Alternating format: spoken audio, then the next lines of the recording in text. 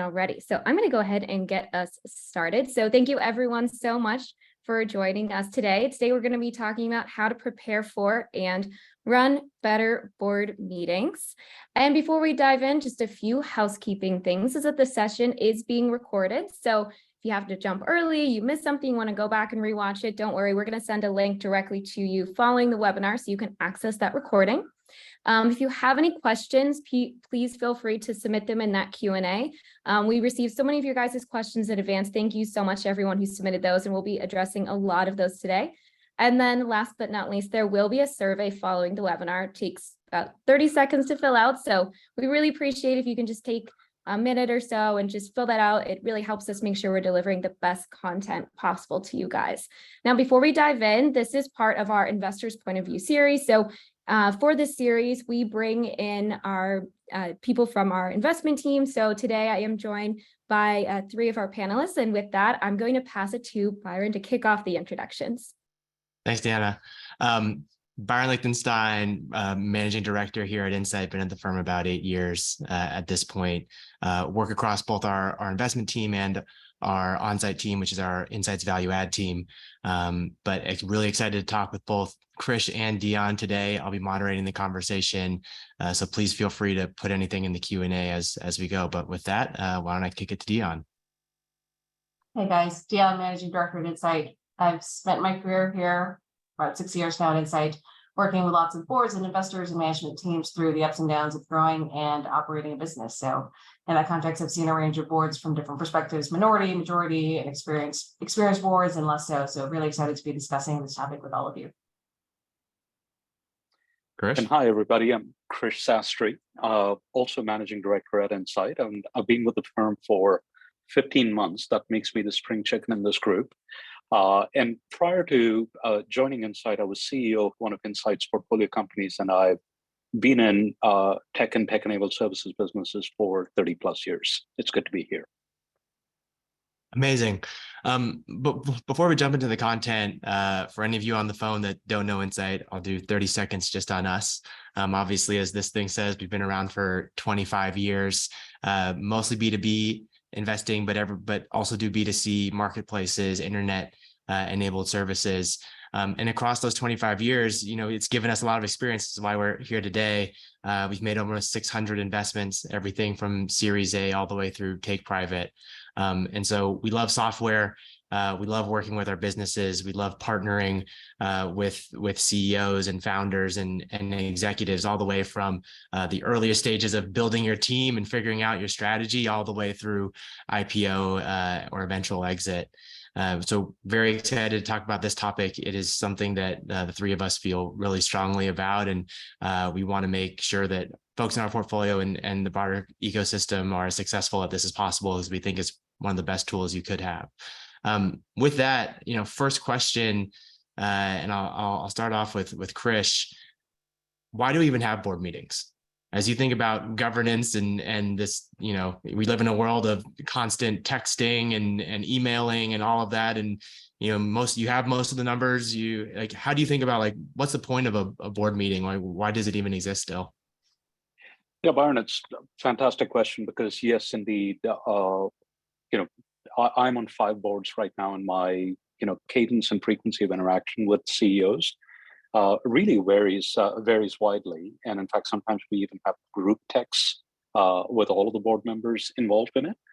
That said, what I do believe is board meetings are extremely critical if you use the board meetings for the right purpose, and that right purpose being calibrating the strategic direction, dealing with what I'd call as crossroad decisions, where you could either go down path A or path B, and therefore you want a really thoughtful, robust dialogue amongst board members with regards to the choices and consequences, and then really making that choice.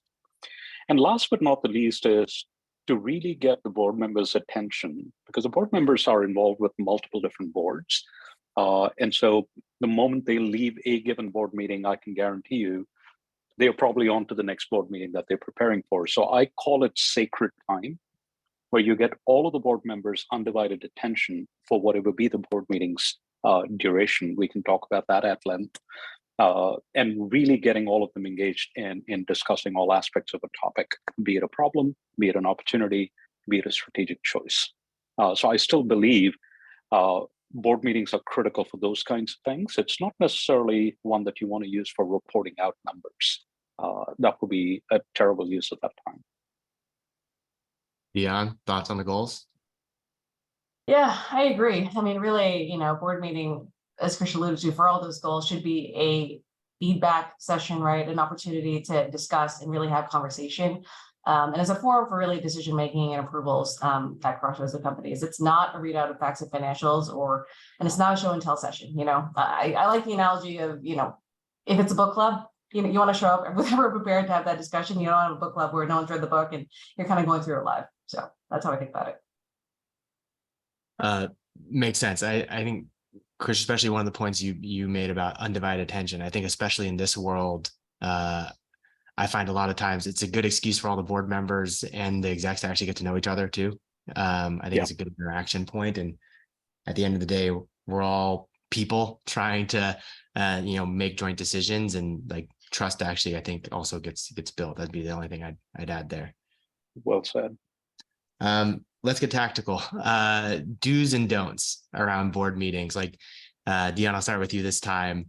Give me 2 to 3 do's. Like, what are like the must-haves in a board meeting as you think about like tactical advice you give to your CEOs? Sure. I'd say definitely set a pre-read with sufficient time for board members to digest. You don't want to be setting it the day of and have everyone kind of unprepared to have the discussion.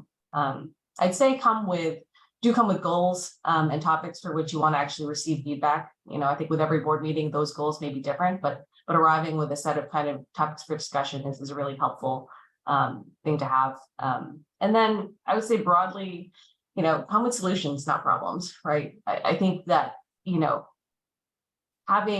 you're going to have a thoughtful discussion on some of the tactical challenges you're facing, it's always helpful to kind of come with not just, hey, these are problems we're dealing with right now, but hey, this is a problem we're dealing with right now. These are some of the considerations we are debating between, and here's, options A, B, or C. Here are the trade-offs. What do you guys think, and how do we approach this? And it just kind of lends to a more productive time together. Krish, anything you'd add? No, I think that's spot on. It's I was just going to go naturally into what you don't want the board meeting to be, but yeah, do it. Go for it. Dionne, what are the downs? Well, I think we already covered one of it, which is please don't make it a readout session where you're flipping through a 200-page slide deck. That is not the purpose. Send it ahead of time such that people are able to digest the numbers and then get to the meeting with the so what and the now what disposition, rather than coming to the board meeting and trying to figure out the what. The second thing I'd say is, please don't use the board meeting as the meeting where you're communicating bad news for the very first time. Good news can wait, but bad news, pre-wire the board members, let them understand, let them digest what that bad news is. Again, with the purpose of being able to come to the board meetings with now what, right? If this is the bad news, then what do we need to do next, right? That's the other part. Don't make it a session to communicate bad news. The third thing I would say is, don't make it a shooting match. Don't take it down rabbit holes where you're trying to prove that you're right and a certain board member is wrong, or vice versa. Sometimes we as board members, again, back, Byron, to what you were saying, we're also human. There is this occasional tendency for people to absolutely want to pound the table and say they are right and somebody else is wrong. It's just not productive use of time at all. So don't use it as a session for shooting match.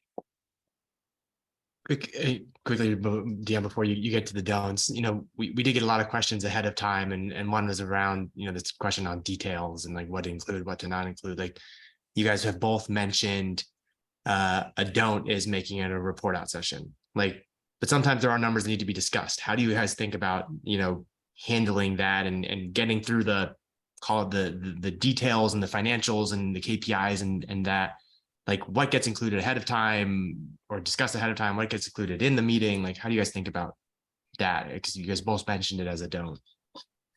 Yeah. Dionne, you want to go first? Yeah. Sure. And, and when we say don't make it a readout, it's certainly not to allude that those financials should be missing. They should absolutely be there. I think the hope is just there's a difference between what's available in the materials and what is kind of read and digested ahead of time as homework versus, what we spend the actual physical time together talking about. So, I think, of course, as with any board meeting, you'd want the baseline financials to be there. I'm talking, new and upsell bookings year over year versus budget, retention rates, HUD coverage, where relevant, cash and runway and covenants and things like that. Like these are just baseline facts upon which, you would want to ensure, one, are always available, two, have like some basis of longitudinal comparison, right? So it's like, if you're showing them, show them year over year and versus budget at every point, right?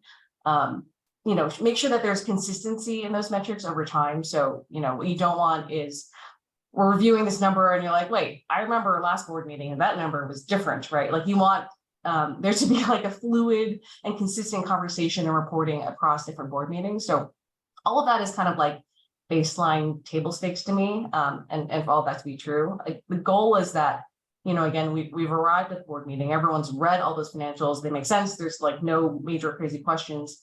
And by the time you get to the board meeting, there's kind of like a shorter list of key observations and topics and deep dives that people are then ready to have a discussion on. So, that I think is kind of like the combination of, financial presentation, but also, again, kind of alluding to where, as Krishnan had been mentioning, where the time should be spent.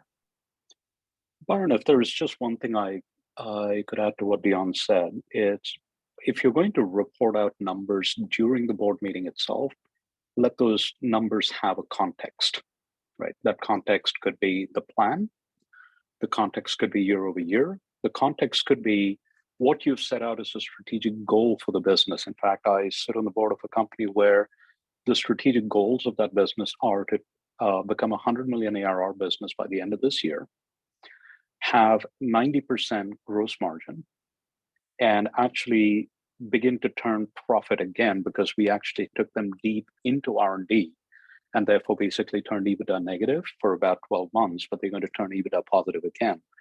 And so it was back down to just those three goals. And so the headline that the CFO always posts in his summary financial says, still on track to be a 100 million ARR business, turning 20+% profit and 90% gross margin. So that sort of sets the context or the anchor point against which we are digesting the rest of the numbers, be it bookings velocity, be it CAR to our conversion. Any of those numbers always have that true north that we set out for that company. So hopefully that helps. Right. That context is important, again, based on what the purpose of that board meeting is. The board meeting is about strategic calibration and about strategic choices to make. And so that calibration is where the context is relevant and important. Makes sense. Dionne, I cut you off before the don'ts. Are there other don'ts you'd add? I mean, this was kind of related to your earlier point, Byron, and like part of the reason, you get the board meeting together is to just establish a relationship with each other, right? And spend time together. I think sometimes people misunderstand that to mean like, okay, this is like an opportunity to kind of put a spotlight on each of my execs one after another, and it turns into a rotating door of kind of executive presentations at a functional level. Sometimes that's appropriate, sometimes it's not, but I think that like using this exclusively for that purpose, I think is generally a quick way to burn a lot of time. Makes sense. I see the Q&A has already started going active. So reminder to everybody, Q&A is open. I'll try and address it as we go through, and then we'll save time at the end, obviously, as well. But on the theme of don'ts, Mary, thank you for this one. It says, going back to the don't go to your board meeting with bad news. How do you recommend breaking that news prior? And then how do you think about the solution or the now what after? So I would give a couple of very, very practical advice. Just a piece of advice. I used to do this and did it quite well, although fortunately didn't have too much bad news to share. But I used to do one-on-ones. It all depends on the chemistry and dynamic you've established as a CEO with your board. There are folks that are better at communicating bad news in an email, but that email is very crisp, but also states, here are the things we're going to discuss in the upcoming board meeting, if the board meeting's 2 or 3 days away or a week away, right? Such that you don't end up making the email be one of those reply all kind of swirls. The second is pick up the phone, call people, call your board members and let them know what the bad news is, but also let them know as to how you're thinking about navigating the company through it. Because one thing that a board doesn't really have a full context for without the CEO's voiceover is this one of those that you don't ever recover from, or is this just a setback? But then given some choices that you could make, you could recover from it and in fact thrive after it, right? So there are any number of different formats in which to do it. I just say pick your style. Hopefully you calibrate your style with your board members' choice. Typically the board members end up being more sort of adaptive to the CEO style than vice versa. And so when in doubt, ask the board members how they like to be communicated to and pick your style and run with it. Yeah, and I'll also just say that your relationship with each of your board members may not all be equal, right? You may have a person you are closer to, feels safer with, and maybe, part of the conversation with that person is how do I break the news to the rest of the board, right? And kind of guidance on managing the broader group. So it's all completely case by case is kind of one thing I'd say. And secondly, I think part of the management of all this in the conversation is also thinking beyond that exact board meeting. Maybe the bad news has come, you've missed the major deal, it has completely up into the quarter, and there's not enough time to really kind of resolve it before the board meeting or whatever it is, right? I think if there are kind of updates to come afterwards, previewing that with the board so that they know, to expect an update, like, hey, we think it's still gonna push through, we're gonna shoot, let's pull up again 3 weeks after the board, whatever it is, so that they know, not to spend time on this specific topic during the board meeting. The one other thing with regards to bad news, and again, it depends on the type of bad news, is if you are dealing with bad news that you need to communicate that has potential legal ramifications, then always consult your counsel as well with regards to how exactly you communicate it. Example could be anything from a lawsuit that's been filed. Hopefully it's not a class action lawsuit, but it could be one of those. You could have had a data breach. You could have had a security violation of some sort. You might have actually violated data rights with regards to intended or unintended. There are a number of those kinds of things where, when in doubt, always consult your counsel before you decide the form in which you communicate that message out to your board members. It's a good point, and I'll move on from the bad news after this. But I do think categorizing the bad news is helpful. Like, I oftentimes want to hear, if we had one, I dealt with a live situation, something I never thought I'd be crazy. Like, literally, like, one of my companies had an active shooter, right? I was like, I got to know that, like, ASAP, and we got to solve it. Like, that's like the most urgent, because I figured out, like, there are certain things that are like very urgent and like you got to get done. There are things that are like, yeah, it was bad news, it's important, but like, we know how to solve it. And then there's like larger strategic questions or things like that. And so I think categorizing it into how, like, what needs to happen and on what timeline, I think is helpful as well. Yeah. Okay, I'm gonna move on to the next topic. Thank you guys. Lots of questions coming in. But the topic we wanted to talk through now is just like, how do you figure out what to put in the board deck? Right. So would love to just get some thoughts on like setting the agenda. Like, it's obviously it's a recurring meeting. There's 4 of them a year if you do it quarterly. Like, how do you actually set the agenda for them? And then what level of detail do you include? Obviously, like things like the market and kind of big strategic decisions, like, yes, you want to talk about them, but I'm assuming you don't want to talk about them at every single board meeting. So like, how do you think about like setting the agenda over what time horizon, and then the level of detail that you go into? Maybe Dionne, I'll start with you. Yeah, I kind of discussed some of this earlier already in terms of kind of the core baseline metrics that need to be included. Again, I think these are like baseline should just be part of every single board meeting. What is kind of what you'd want though is that each board meeting, like you shouldn't spend like an equal amount of time on like every section or on every topic. You should think about them as like largely driven around, deep dives based on, the most important topic of conversation for the moment. And in pursuit of that topic, there might be a double click on metrics you might not always otherwise include in order to kind of to have that discussion at a deeper level. So, I mentioned the big deal thing. If that's kind of come up, maybe you want to deep dive on, your top, 10 or 20 deals that'll make or break the next quarter. If you're experiencing, employee morale issues, maybe you want to start monitoring regrettable and non-regrettable voluntary and involuntary attrition at a more detailed level and present that along with like an employee sat, right, to the board. Like, you don't need to go through all of these metrics at every time, as I mentioned, but if you're kind of in the course of operating your business, you are noticing, problem areas or discussion areas, then it's worth kind of the double click on metrics to kind of show that, what's going on there. Krish? Yeah, just trying to be additive to what Dionne has already shared.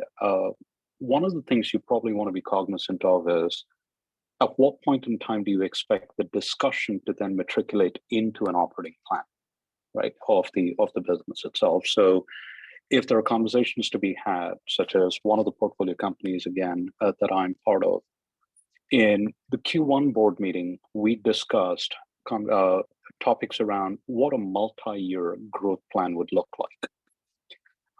And so what they're trying to do is to keep a cadence of 40% year-on-year growth for the next 3 to 4 years. And so that will entail them launching new products, that'll entail them getting into new markets, new geographies altogether, where they don't yet have a sales and marketing infrastructure, et cetera. And the CEO decided that that was going to be a very, very central topic in the last board meeting.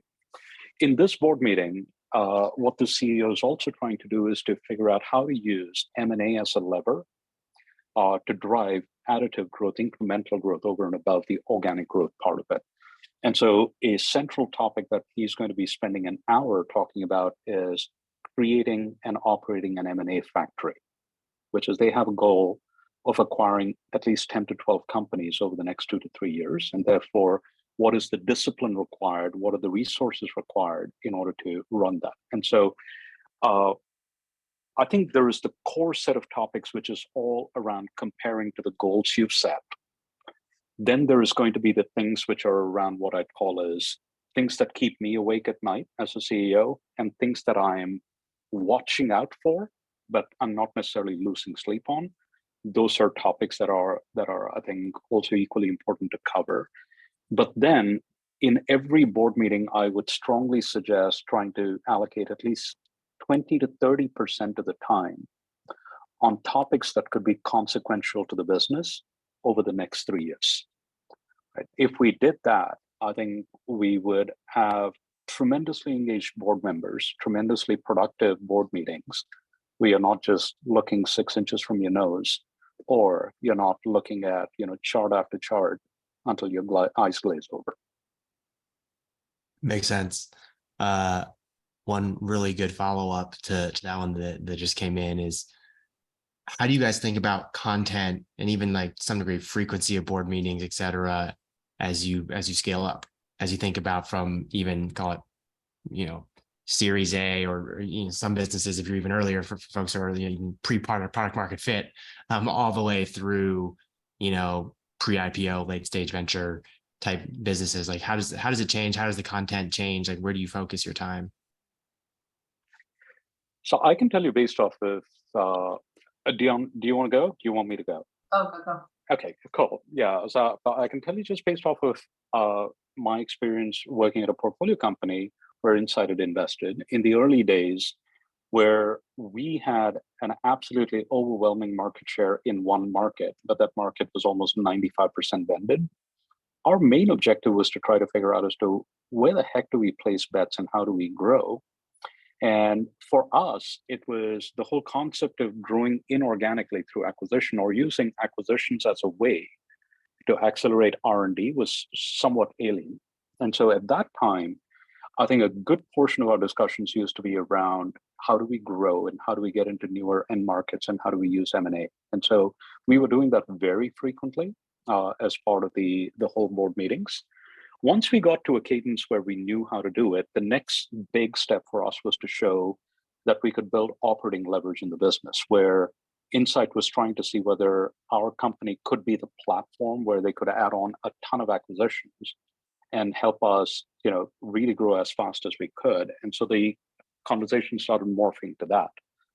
After that, there came a point in time where our board members said, do we really need a board meeting? It seems like we now have a set of KPIs that make it crystal clear as to whether we are going in the right direction or not. And we've also established the chemistry with you, operators. We know that you will call us when you have some important choices to make, and we can all make that on a call quickly. And so we stopped having board meetings. It just used to be quick board updates, sometimes sent in an email, sometimes on a call where we would say, on target, expecting to exceed target in this area, working with a couple of gremlins, happy to answer any further questions that say keep me posted, and we'd move on. Right. So again, this is really conversation between two human beings or a group of human beings, and therefore, gauge the chemistry with them and ask them when in doubt about whether to continue to have board meetings, ask them. If the board member asks you whether we really need these quarterly board meetings, if you as a CEO believe that the board input every 3 months is essential for you to create the long-term value in the business, insist on having those board meetings and the board members will support you. Yeah. I guess to your kind of question, Byron, on the range, look, I think it's a continuum, and especially like when you look at like the top end of, let's say, nearly IPO level companies, you want to kind of start acting the stage you want to be at, right? So if you feel ready to IPO, you should begin reporting and running your board meetings like a public company. There's a lot of kind of caveats and just like new fiduciary criteria that you need to fulfill as a public company. So kind of, getting your rev rec right, getting your systems back in systems in order, like planning to kind of, have your materials ready like much earlier than maybe you would have otherwise before, right? All these things, I think, begin to come into play at that level. On the flip side, at the very, very early stage, it's, look, you don't want to get too cute on reporting metrics that don't mean anything yet, right? Like there's no point talking about retention when you have 2 customers. At least that, in a numerical way, we should just count them. So, I think it's all really like a continuum, and it's hard to say exactly like, what you report at each stage along the process, but there's kind of natural step points at which it makes sense to say like, okay, these are at any stage, what are the most important things we need to kind of put down on paper to have productive discussion about the business. Completely agree. And obviously that to your point, that changes over time, right? Yeah. And like if I were to try and be explicit, because I actually got 2 more follow-ups on the same thing, there is a pre-product market fit. Obviously the biggest question is product market fit, right? And so as you think about what your board meetings are really about, it's what's happening in the market, what's the pain point that we're trying to address, and like how are we actually either building product to go do it, getting the right partnerships in place or channel or sales team to go get into a couple of customers, or it's like how do I build my team? And so like really as you think about Series A, like most of the conversations are like, is my product meeting the customer need, and like do I have examples of that, and then like am I building my team correctly? Like those are where you're going to spend most of the time. Like to Dionne's point, like if you have, we can give you a metrics pack, but like it's going to be pretty much meaningless, especially if your sales velocity is you have a handful of customers that you're getting every quarter. As you get towards actual, like when you get towards bigger scale, like it does become, all right, now you're getting 100, 200,000 customers. Now you can look at the pipeline. Now you can understand not just this quarter, but how do I think about projecting next quarter? You can look at things like retention. Now you have to actually deal with like, okay, I went from having my one product to I have multi-products or multi-different customer types. And so I think as you go from Series A beyond, it's the earliest conversations are really about the core of your business. And then after that, it's about how do you actually put the one tooling in place to understand how that business is functioning, and two, how do you think about the expansion levers and where you're going, and maybe you start to have some of those early conversations for those new markets or those new products. But that's how at least I would think about evolving. Yeah. One other comment on this that I would say is like a true statement for all stages of a business is your like board metrics and what you report at this level, like is and should be very different than kind of like the operating metrics you look at every single day as kind of the operator of this company. Like your kind of CEO dashboard and cockpit should be different than what a board member looks at, because you just have, again, very different focuses for the things that you need to see flagged about a business, right? Like one is more live, and like you might be looking at like support tickets and, top things up for renewal, et cetera, like very kind of action oriented metrics versus like more retrospective, higher level metrics to kind of understand how the business is doing more longitudinally. So kind of making the distinction between those, both so you don't report kind of too much minutia to your board, and also so that you're not, accidentally reviewing metrics like a little too retroactively, I think is important to distinguish. One last super tactical question on content, and then we'll move on. How long should a board meeting be? Oh gosh, I wish I knew the answer, but listen up. I'm about to be in a board meeting which is going to be 7 hours long. That feels long. Yeah, it is long. And there are board meetings which are about 2 hours, and we are done. I think, candidly, 2 seems right. But also, to be fair to this company that we're going to be working with tomorrow, 7 seems right for where they are. This is the company that is, when we invested, they were about $35-40 million of revenue. That was about 14 months ago, and they're going to be $100 million of revenue by the end of this year, with aspirations of being 150 before adding any acquisitions by the end of next year. And there are a lot of topics to cover. They are an international company. They've got global markets they're serving, and they're getting into entirely new end markets altogether. And so we are having conversations up to and including what should be the org design in order to go after these completely different end markets, through to, do they need a CRO? Do they not need a CRO? Through to, what is the framework for integration of all of these acquisitions they're making? They've made 4 acquisitions in the last 14 months. So we've got some really meaty topics to cover. And so that's where it feels like we run out of those 7 hours and we still have more to go. And so we are normally talking about it over dinner. But yeah, once you hit a steady state, I think it's good discipline to try to limit it to 2 hours, because conversations are like air, right? They can take up the space you give them. And so if you want a really, really focused discussion, try to limit, time box it. And that way you get to the core topics. I'm looking very concerned because I don't know who the doppelganger was. You got 2 Dionnes. I don't know what's going on. All good. Dionne, any thoughts on board meeting length? We'll move on.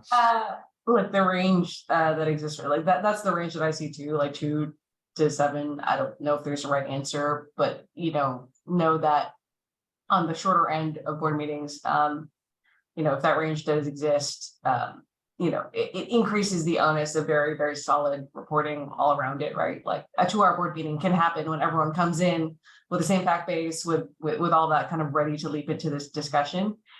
But there's nothing like, that's not a knock on 7-hour board meetings either, right? It's, if you can have 7 hours of productive, strategic discussion, fantastic. What you don't want is 7 hours where 5 of it is spent litigating the numbers. Yeah. Agreed. I think it's a good nudge to also think about your board meeting doesn't have to just be one meeting. It could also be multiple meetings. And that includes and there's obviously the operational and the financial pieces. But it can be, we're going to do a sales deep dive before, we're going to do a finance deep dive before, and then you actually have the big strategy discussion as a 2-hour meeting. It could be, obviously there are other fiduciary duties around audit and comp committees and all that stuff, and just, board governance itself, that you can also do separately. So it doesn't all have to be. Byron, if I may, I wanted to share what one of the CEOs in one of our portfolio companies is doing, which I think is amazing. And if everybody could apply it, I think it'd be super productive, starting with for the CEOs, but also for board members. What he does is to publish a live document with the MD&A, right? The report with the details and the analysis. And then he opens it up for questions. So it's a Word doc where board members are posting questions or comments. And so this ends up creating a whole bunch of questions that you would otherwise waste time answering in a board meeting.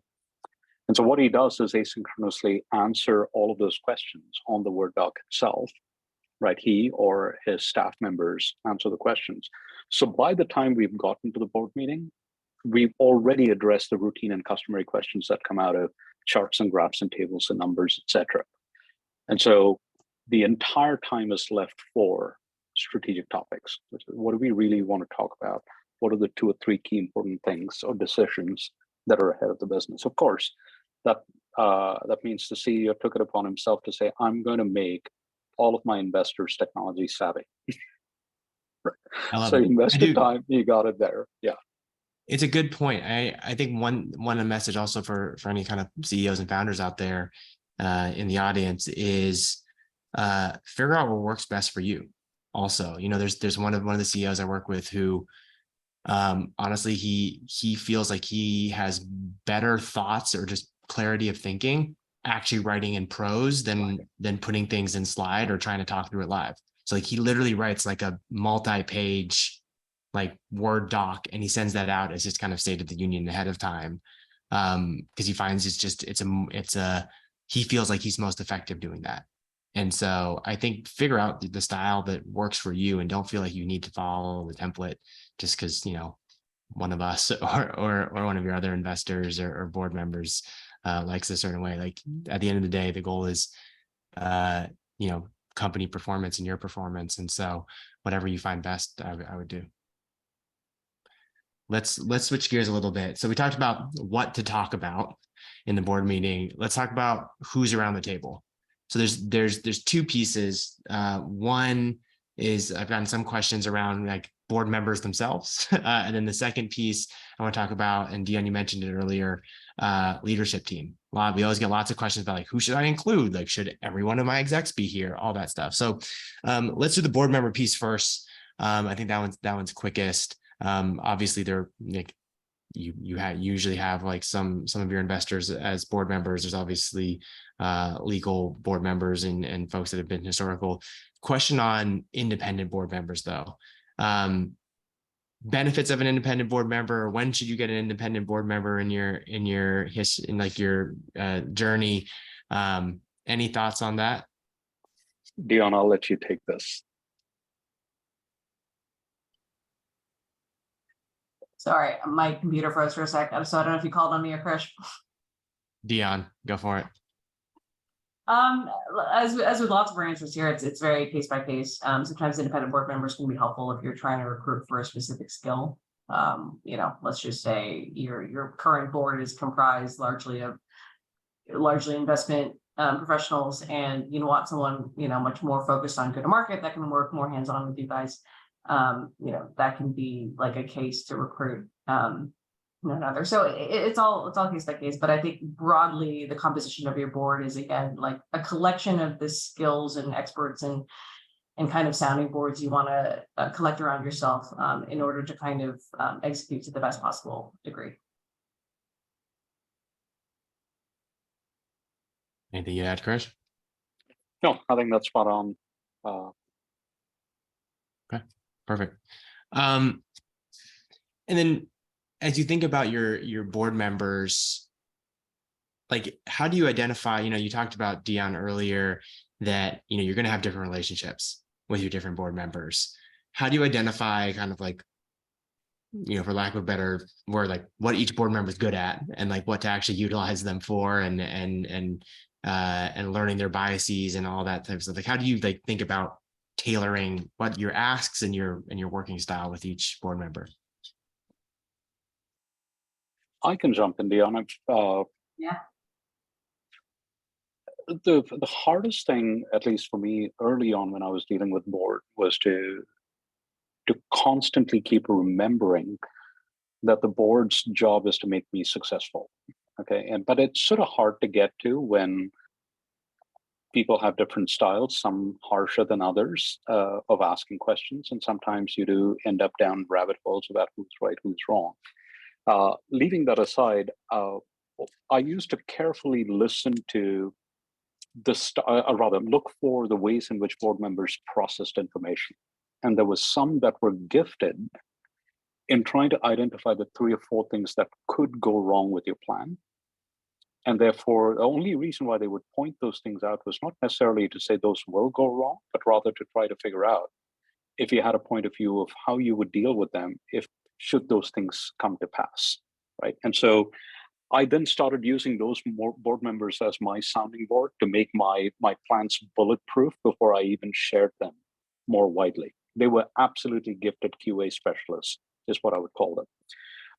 There were board members that really were more attuned to sort of what I'd call as the feelings. Feelings is a thing we don't necessarily talk about, but it's what's keeping me awake at night if I lose a critical staff member and now I'm trying to hire for them, and what's going to happen in the interim, et cetera. I used to be able to talk to them and they'd be able to walk me off the ledge from time to time and say, the world's not going to fall apart. It's going to be fine.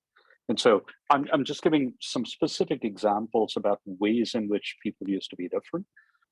There was another gentleman who was an absolute connector. It almost seemed like there wasn't a party on the planet that he didn't know or he couldn't get to, and always managed to be the person that would make introductions for me if I needed to get into a new organization or talk to a new subject matter expert about a particular topic, et cetera. And so what I'd say is in your early phase of establishing a relationship with your board, look out for what their strong points are. What are the things that light them up? What are the things where they genuinely have a certain amount of expertise to offer, and begin to use them accordingly? Yeah. I think the only thing I'll add is, generally for these board members, a lot of them are on multiple boards, right? Working with multiple companies and folks. And so I think if you're ever struggling with working with one of them, sometimes it's helpful to ask, right? If there's someone in your network who knows, who has worked with this person before, how do you manage, right? How do you what's the best way of communicating? It's generally not coming from a negative place. It's a way of working type of question. So try to uncover some of that. Makes sense. Last thing on board members, how do you deal with hostile board members? We just got that question.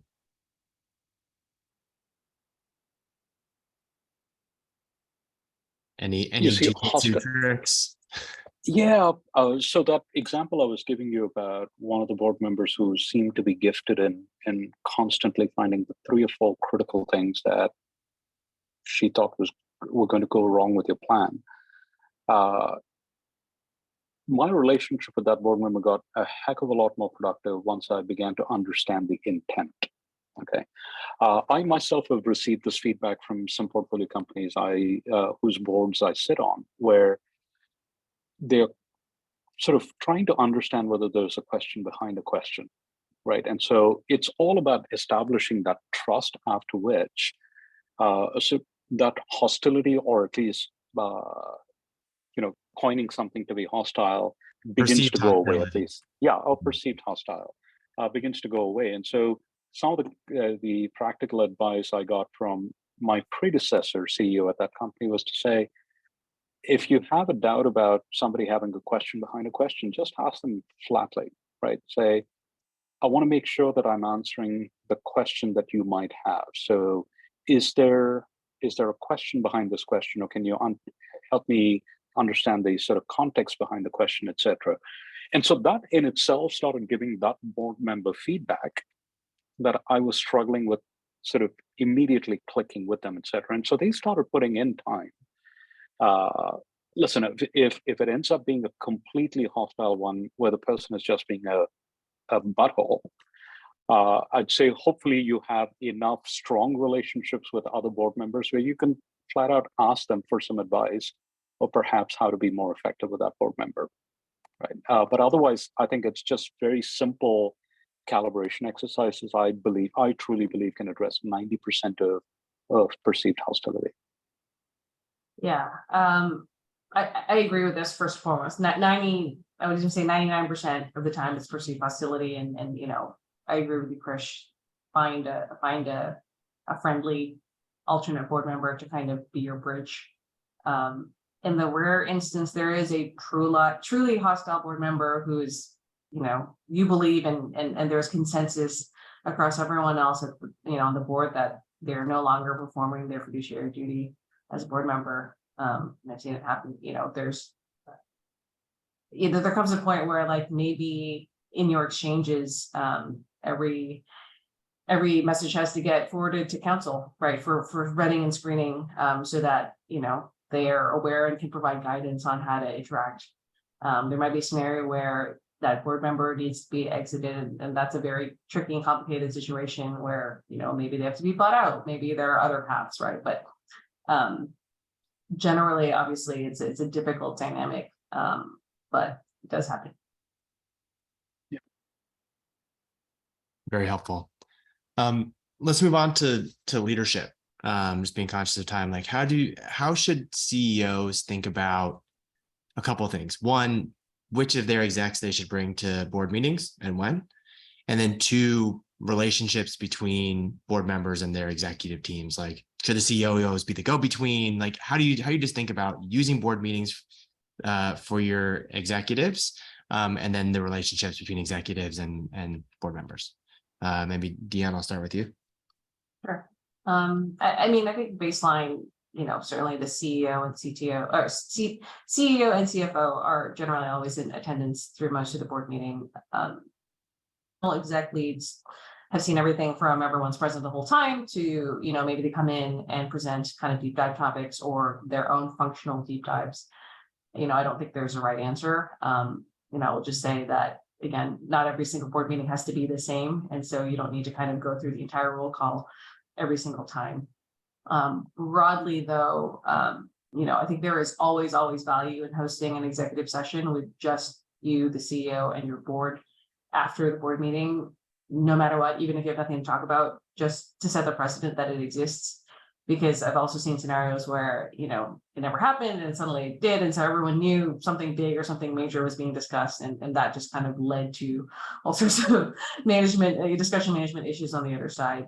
So kind of that's the broad level. And then in terms of your second question, which was relationships between your functional execs and the board, again, case by case, generally you might see direct relationships where if that board member is specifically there to provide like functional guidance, go to market, again, is a very, very common one. Or if you're, someone kind of looking for acquisitive discussions and those introductions, that's where you kind of see maybe direct lines between your functional leaders and the board member. Makes total sense. Yeah. Again, in the interest of being purely additive, my advice to CEOs is resist the temptation of making it a dog and pony show where all of your direct reports end up having to show to the board meeting. And sometimes you will get called out by your own functional leaders saying, why the heck does Jill get to go to all of the board meetings, but I don't, etc. So use the board meetings and call people into it beyond the CFO that are relevant to that particular board meeting, right? Otherwise, you're basically having way too many people in a board meeting to have a productive and candid conversation. At the same time, if you want your entire staff to actually get to know the board and interact with them and relate to them, etc., there are board dinners as well. Invite a larger audience to the board dinners, but keep the board meetings and the attendees in the board meetings very, very in tune with the agenda that you've set out there. That's what I would say. And with regards to direct contact between board members and functional leaders, I think the CEO's responsibility in that is to make sure that they are not being the go-between, number one, such that there is free flow of information, while at the same time, the flip side of it is make sure that the board member is not giving a set of instructions to the functional leader that the CEO is not completely aligned with in order to execute on the operating plan. Because ultimately, the CEO is the ultimately responsible individual for the delivery of the operating plan. So anything that subverts it could become problematic. And so that's a little bit of where I'd say, even if information is flowing freely from anyone to anyone, the plan is the plan, and the plan needs to be owned by the CEO along with his team or her team. Totally love all those points. I especially love that tactical advice on inviting more people to the board dinner ahead of time. How do you think about making your execs as CEO, or like, how do you think about making your execs like have the best board presentation? Like, how should they think? Like, how do you make them the most successful at these meetings? And like, what should they be presenting on? Like, coaching to give them any advice on making your execs kind of shine in front of the board, assuming that that is what you want to do?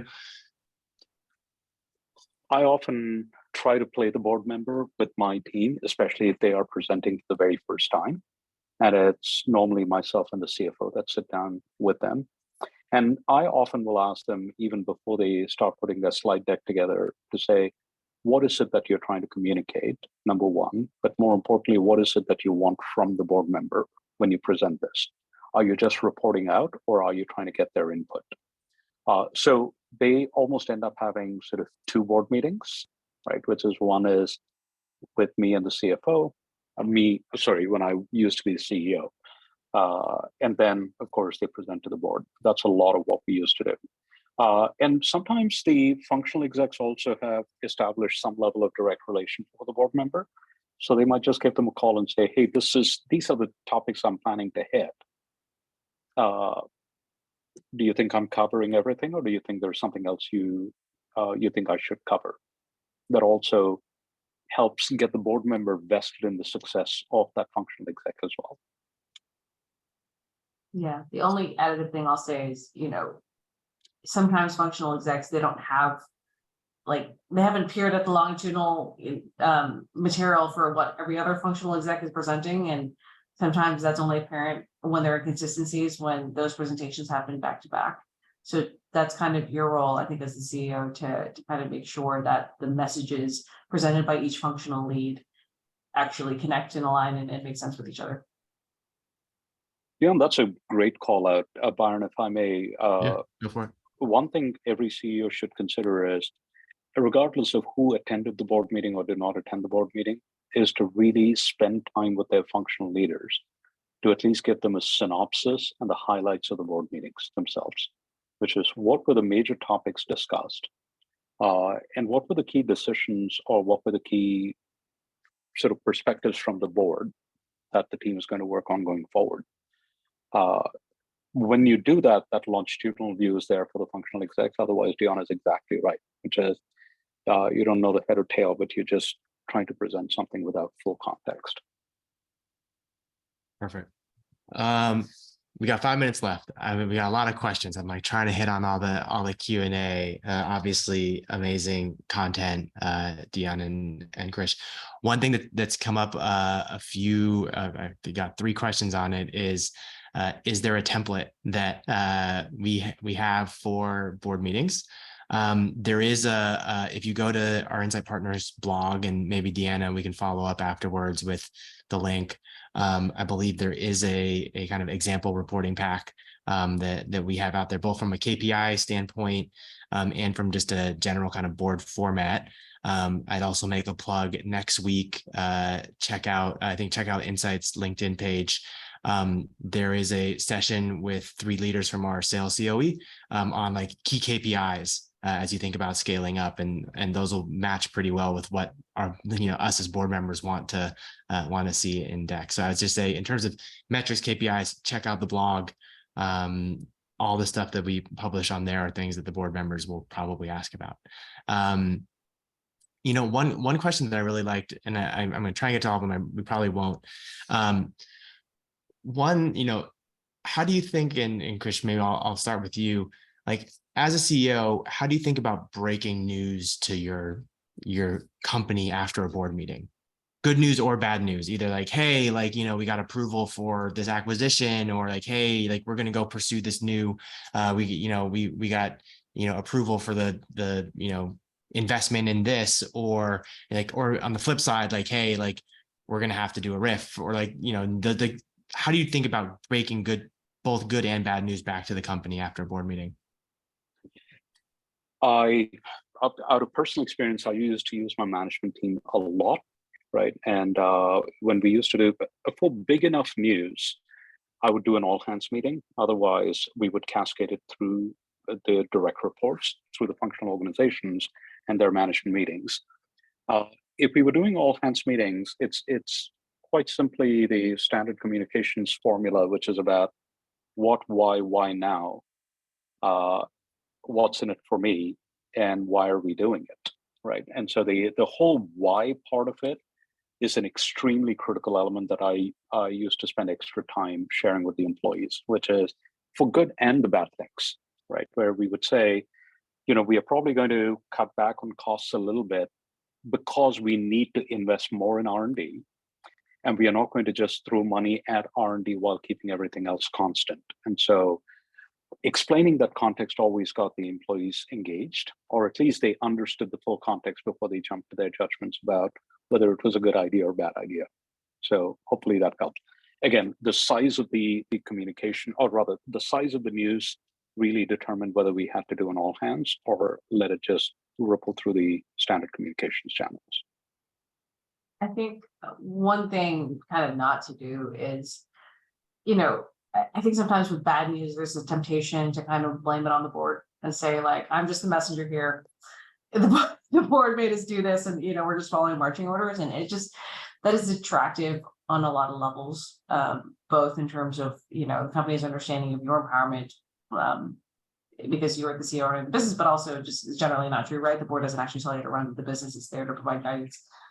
So just making sure that any message that is communicated is a unified kind of message. And if you don't feel that way, then perhaps, the topic warrants further discussion with the board. But that's just like a slight nit. Perfect. Last question, and I'll kick it to you, Dionne. And sorry, we're able to get to all the questions in here, but the question is basically, you guys talked about one-on-ones and doing kind of pre-wiring and regular cadence. The question is, it seems very time consuming and logistically challenging. How, what's the value, and is it basically is it worth it? And how do we think about, in terms of the cadence of interaction with your board members, what's necessary versus nice to have versus you could probably do without? Dionne, you want to start? Sure. I mean, look, all of it should feel productive. If there are kind of pre-wiring conversations that need to happen, it's kind of done with the hopes of creating more productive time to discuss later on in the bigger group setting. Or